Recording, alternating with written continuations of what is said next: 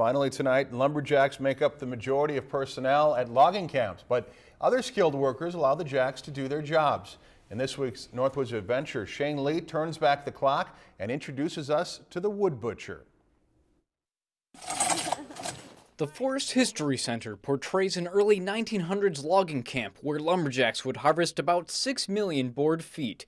The camp sells most of the wood, but some of it is needed on site. The wood butcher makes the wood useful.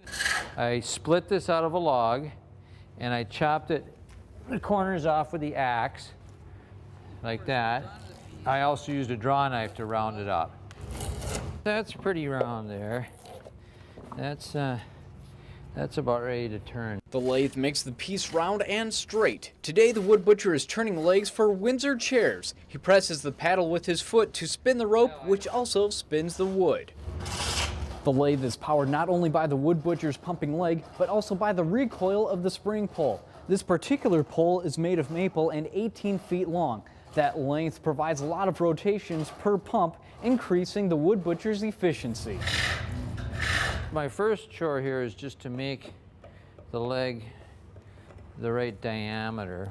The wood butcher uses a roughing gouge to remove the bulk of the wood. Then he smooths it out with a skew chisel. Then he adds the detail with a spindle gouge. After about 10 minutes, the wood butcher has completed one leg of the chair. It was a very important job. The wood butcher, really helped to keep the logging camps running. The logging camps contained plenty of wood that required attention, from the buildings to the sleds to the tools. These camps were operating in the dead of winter, and it's really hard on equipment.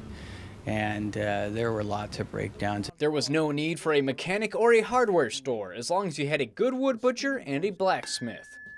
They were extremely talented artisans who could craft just about anything that was needed. The only thing needed today, some beautifully handcrafted chairs. Shane Lee, Lakeland News. If you've enjoyed this segment of Lakeland News, please consider making a tax-deductible contribution to Lakeland Public Television.